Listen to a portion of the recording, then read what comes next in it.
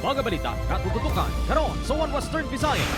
Mga Ilonggo kag bisita excited na sa Dinagyang Festival 2025. Mga aktibidad plastado na.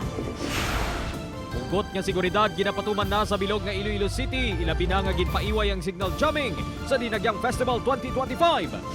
Transaksyon sa ginabaligya nga kahoy, kintumod sang kapulisan nga motibo sa pagpatay sa lalaki sa Bacolod City.